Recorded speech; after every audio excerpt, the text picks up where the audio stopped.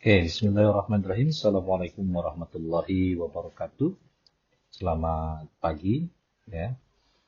Baik teman-teman, ya kita sudah masuk ke pertemuan ke-13 ya daripada mata kuliah Sosiologi dan Antropologi Kesehatan, di mana topik kita pada pertemuan 13 kali ini adalah Sosiologi Promosi Kesehatan. Jadi kita akan mencoba memahami begitu ya, bagaimana promosi kesehatan dilakukan gitu ya.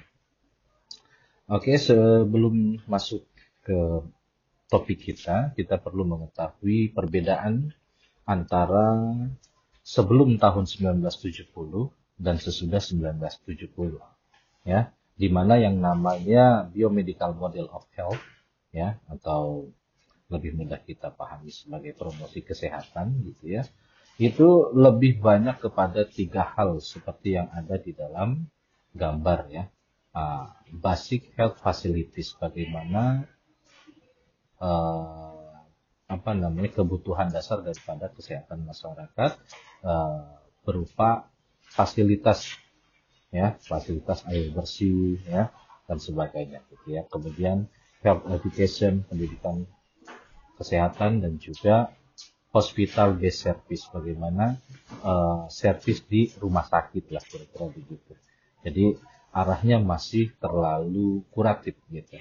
Sedangkan setelah 1970-an, itu sudah mulai ya sedikit berubah ya, di mana terdapat social model of health ya, atau biasa disebut dengan modern public health ya. Gitu.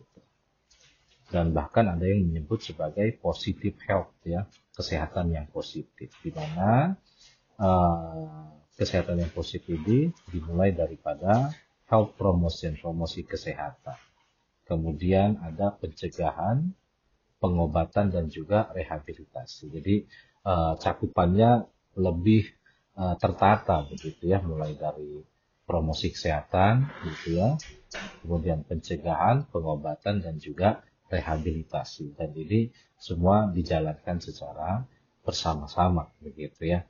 Harapannya memang angka daripada kesakitan ataupun kematian itu menjadi menurun karena telah dilakukan promosi kesehatan dengan baik dan pencegahan penyakit dengan baik.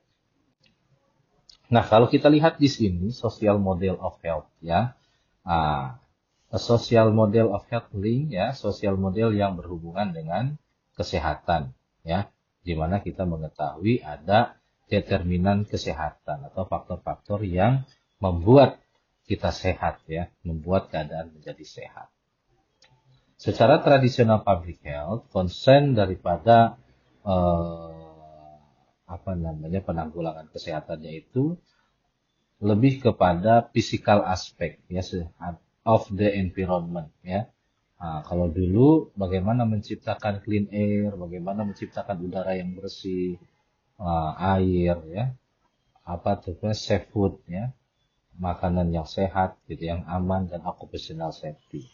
Tapi di new public health, concernnya about the behavioral, bagaimana perilaku. Nah itu tadi ya, bagaimana perilakunya, bagaimana sosialnya, bagaimana ekonominya, ya kan? Dan juga mencari tahu ya faktor apa saja yang menyebabkan manusia untuk menjadi lebih sehat begitu ya.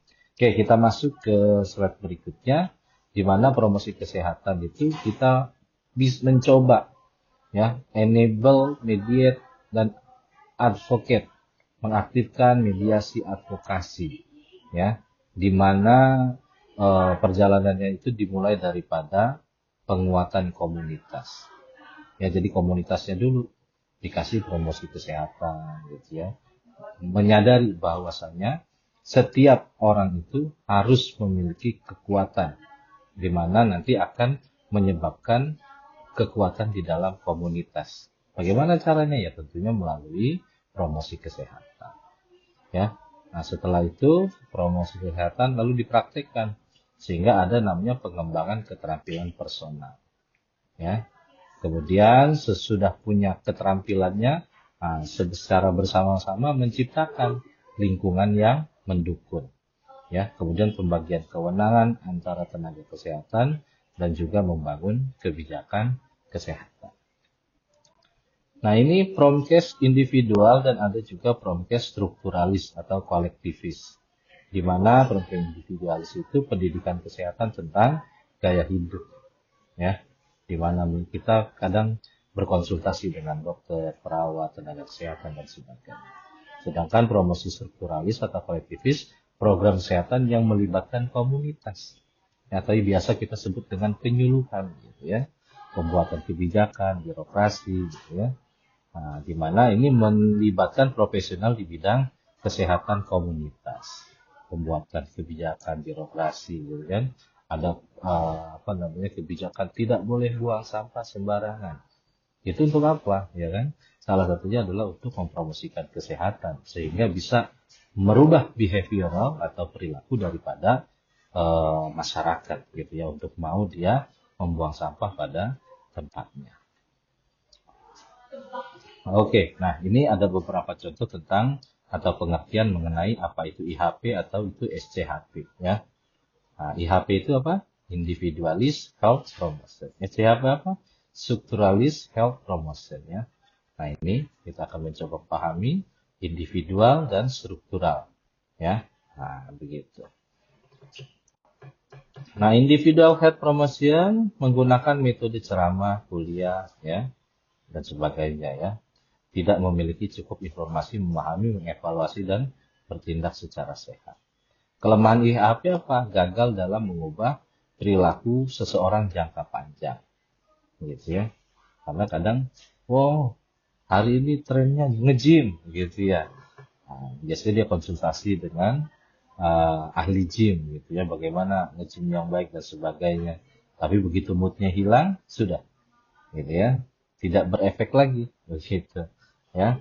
Ada kecenderungan pikiran bahwa risiko penyakit di diri seseorang disebabkan karena perbuatannya sendiri dan menjadi tanggung jawab individu. Ya, mengabaikan bahwa sebagian orang tidak memiliki kekuasaan untuk menentukan dirinya dan mendapatkan kesehatan bukan sebagai prioritas utama dalam hidupnya. Nah, inilah kelemahan-kelemahan daripada IHP. Ya, karena IHP ini biasanya muncul dari dirinya sendiri dulu, gitu ya. Kemudian ini individual health promotion ya, pendekatan konvensional dalam mengobati penyakit gitu ya. Pendekatan ini sudah sekian lama dipercaya. Pendekatan ini memusatkan perhatian pada pengobatan secara individu. Jadi individunya yang memiliki kesadaran, sebetulnya saya sakit nih, saya perlu dokter ya tadi ya. Di depan tadi dikatakan IHP itu biasanya berhubungan dengan profesi gitu ya. Kalau kita lagi sakit, siapa yang memaksa kita datang ke ke dokter? Ya tentunya diri kita sendiri karena kita punya motivasi untuk apa? Untuk sehat gitu ya. Nah, kemudian ini ya, di dalam hal individual health promotion ya, harapannya adalah akan menciptakan keseimbangan ya, di mana manusia itu adalah aset ya.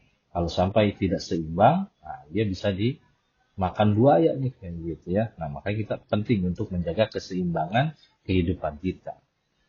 Kemudian risk society ya, istilah yang pertama kali dikenalkan oleh Andrew Beck mengatakan penilaian resiko atau penyebab penyakit disebabkan oleh bahaya-bahaya yang tidak dapat diantisipasi manusia ya, seperti polusi udara, keracunan makanan ya, kita nggak tahu, apalagi orang-orang yang kerja ya, makan ya seketemunya begitu ya, yang makan siang beli ya kan ayam goreng atau apa begitu ya, ya sudah tidak sempat lagi dicek gitu ya, apalagi sampai tes lab gitu ya, ada racunnya atau tidak ya.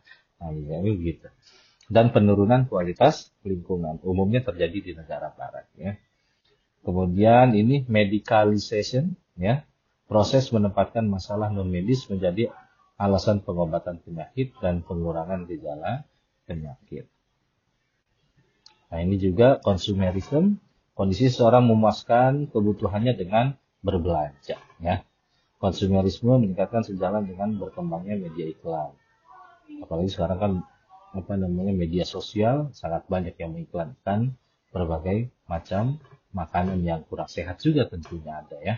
Konsumerisme lebih mengutamakan hasrat untuk tampil beda dibanding memenuhi keinginan ataupun kebutuhan. Nah, itulah tadi contoh-contoh daripada IHP tadi ya, individual ya. Jadi dia mau sehat atau tidak sehat ya tergantung kepada dirinya sendiri. Itu kalau kita mengenal IHP. Kemudian ada lagi strukturalis kolektivis health promotion ya. Model promosi kesehatan strukturalis atau kolektivis berfokus pada perubahan dalam struktur masyarakat dan lingkungan yang dapat mendukung perbaikan kesehatan secara keseluruhan. Ya, pendekatan ini menekankan pada peran faktor-faktor sosial, ekonomi, dan lingkungan dalam memengaruhi kesehatan. Ya, begitu. Selanjutnya, social construction. Ya, karakteristik manusia yang terbentuk secara sosial, yang berarti bahwa manusia secara aktif mengembangkan realitas sosial secara natural ataupun alami dan merupakan suatu yang tak terelakkan.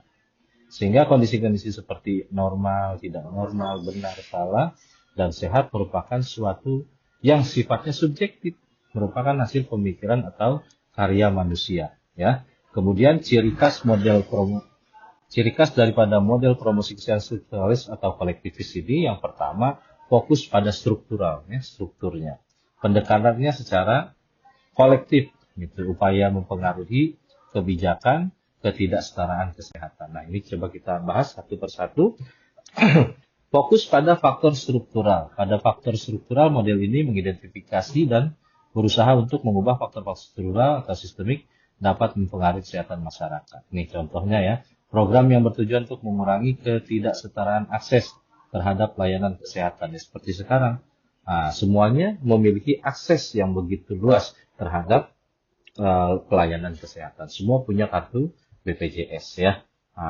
Jadi sekarang tidak perlu lagi takut-takut datang ke rumah sakit karena tidak punya uang. Tapi kita kalau sudah punya BPJS tentunya kita bisa datang ke rumah sakit. Bahkan dirawat pun sekarang bebas daripada biaya ya. Gitu, kecuali memang tindakan-tindakan tertentu. Tapi secara umum begitu ya. Nah ini struktural ini seperti itu. Jadi bagaimana mengkonsepsikan suatu kebijakan itu bisa dinikmati oleh banyak orang, gitu ya, struktural ya, begitu.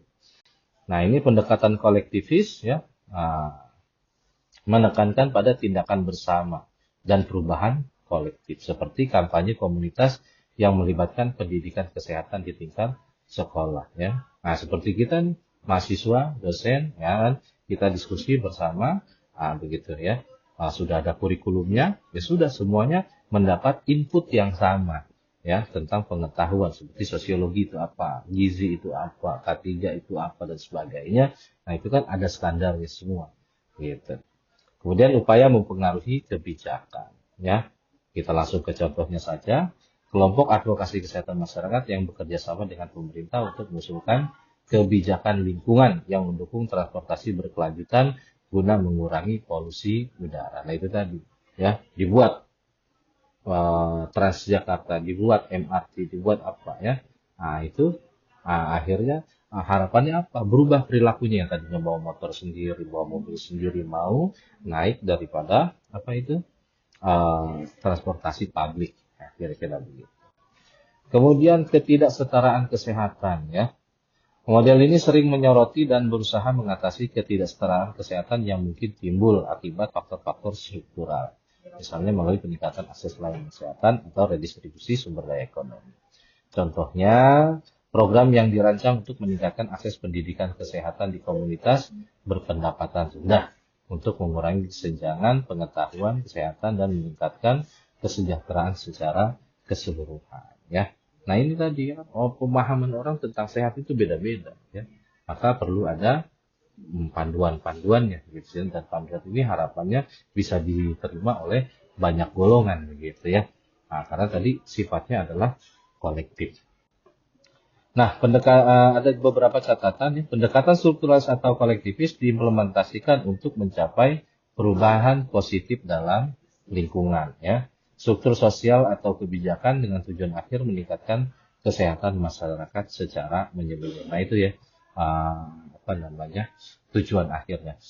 Semoga dengan yang secara kolektif ini ya. Jadi lebih banyak orang lagi yang memahami tentang kesehatan, akhirnya orang itu mau berubah, akhirnya masyarakatnya berubah, akhirnya menjadi kesehatan kelompok ya. Oke, nah ini contoh daripada struktural ya tadi. Jadi diskusi sama-sama stakeholdernya yang paham ya apa begitu ya, sehingga bisa menyatu begitu ya, dan bisa memberikan efek yang baik kepada masyarakat. Ada perubahan perilaku kesehatan di masyarakat. Oke, baik demikian teman-teman materi kita pada pertemuan 13 ini ya. Terima kasih untuk perhatiannya. Saya aturkan banyak terima kasih. Saya mohon maaf bila ada kekurangan. Semoga apa yang kita lakukan hari ini bermanfaat. Saya akhiri bila taufiq wal hidayah. Assalamualaikum warahmatullahi wabarakatuh.